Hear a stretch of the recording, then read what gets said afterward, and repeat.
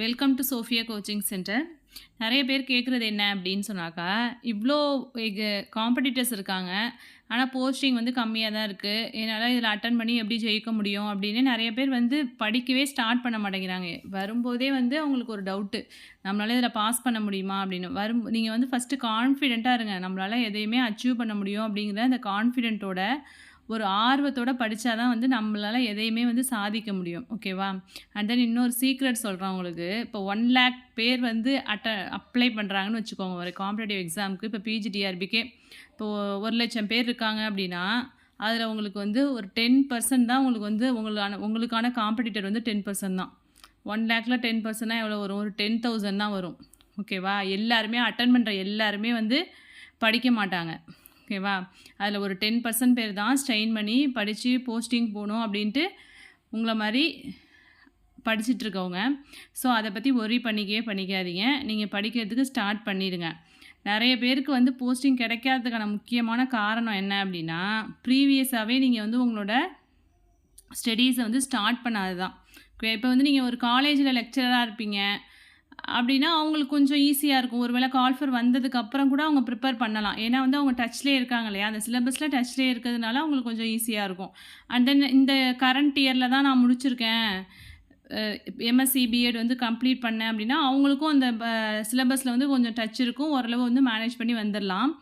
So நீங்கள் வந்து ஸ்கூலில் ஒர்க் பண்ணிகிட்டு இருந்தாலுமே கொஞ்சம் உங்களுக்கு எக்ஸ்பீரியன்ஸஸ் இருக்கும்.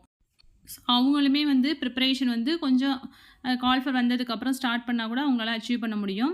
அண்ட் தென் ஆல்ரெடி வந்து நான் 5 டைம்ஸ் எழுதிட்டேன் பிஜிடிஆர்பி எக்ஸாம், என்னால் வந்து கிளியர் பண்ணவே முடியல அப்படிங்கிறவங்க, அவங்களுக்கும் நிறைய விஷயங்கள் வந்து உங்களுக்கு தெரிஞ்சிருக்கும் இல்லையா? எதனால நம்மளால் வந்து இதை அச்சீவ் பண்ண முடியல அப்படின்னா அவங்களுக்கு அதுலேருந்து ஏதோ ஒரு லேர்ன் பண்ணியிருப்பீங்க.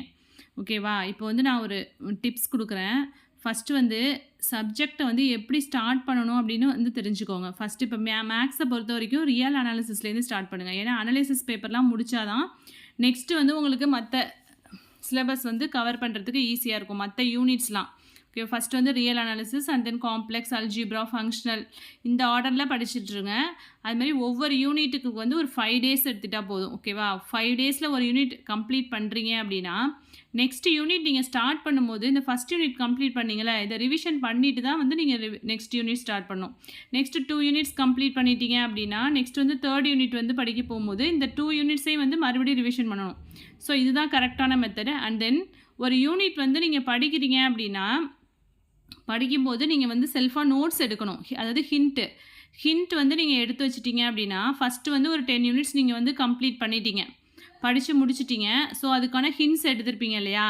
நெக்ஸ்ட் டைம் வந்து நீங்கள் அந்த ஹிண்ட்ஸை மட்டும் படித்தாலே போதும். ஓகேவா? அதுக்கு ரிலேட்டடாக உள்ள அந்த நீங்கள் எடுத்த ஹிண்ட்ஸை மட்டும் படிச்சிங்கனாலே வந்து உங்களுக்கு அந்த இதில் சப்ஜெக்டில் வந்து நாலேஜ் கிடச்சிரும். ஸோ என்ன கொடுத்துருக்காங்க அப்படின்னு ஃபஸ்ட்டு வந்து கொடுத்துருக்க சிலபஸை வந்து நீங்கள் நல்லா தெரிஞ்சுக்கோங்க. 10 யூனிட்ஸில் உள்ள சிலபஸை வந்து ஒரு பிரிண்ட் அவுட் போட்டு வச்சுக்கோங்க. அண்ட் தென் 10 யூனிட்ஸ்க்கான மெட்டீரியலையும் கலெக்ட் பண்ணி வச்சுக்கோங்க. மெட்டீரியல்ஸ் கண்டிப்பாக இருக்கணும். சப்போஸ் உங்கள்கிட்ட மெட்டீரியல் இல்லை அப்படின்னா உங்களால் ரெஃபரன்ஸ் புக் வச்சு லைப்ரரி போய் புக்கில் வந்து ரெஃபர் பண்ணி நல்லா ஹிண்ட் எடுக்க முடியும் அப்படின்னா நீங்களாவே வேணால் மெட்டீரியல் வந்து ப்ரிப்பேர் பண்ணிக்கலாம். ஸோ அது மாதிரி பண்ண முடியும் அப்படின்னா, உங்களுக்கு டைம் இருக்குது அப்படின்னா லைப்ரரி போய் அது மாதிரி நீங்கள் மெட்டீரியல்ஸ் நீங்களாகவே வந்து ப்ரிப்பேர் பண்ணுங்கள். ஓகேவா? அண்ட் தென் உங்கள்கிட்ட மெட்டீரியல் ப்ரிப்பேர் பண்ணிட்டீங்க அப்படின்னா நெக்ஸ்ட்டு வந்து ரிவிஷன் பண்ணிகிட்டே இருங்க. ரெகுலராக வந்து ரிவிஷன் பண்ணிகிட்டே இருக்கணும். அண்ட் தென் ரிவிஷன் பண்ணுறது இல்லாமல் டெஸ்ட்டு வந்து வீக்லி ஒன்ஸ் நீங்கள் வந்து அட்டன் பண்ணிகிட்டே இருக்கணும். டெஸ்ட்டு எழுத தான் வந்து உங்களுக்கு வந்து அதில் எவ்வளோ மிஸ்டேக்ஸ் வருது அப்படிங்கிறத அனலைஸ் பண்ணி பார்க்க முடியும். ஓகேவா? ஸோ இந்த ஸ்டெப்ஸ்லாம் ஃபாலோ பண்ணாலே வந்து கண்டிப்பாக உங்களால் பிஜிடிஆர்பி வந்து அச்சீவ் பண்ண முடியும். ஸோ ஆல்ரெடி நான் இவ்வளோ டைம் எழுதிட்டேன், என்னால் பாஸ் பண்ண முடியல, அது மாதிரிலாம் ஒரி பண்ணிக்காதீங்க.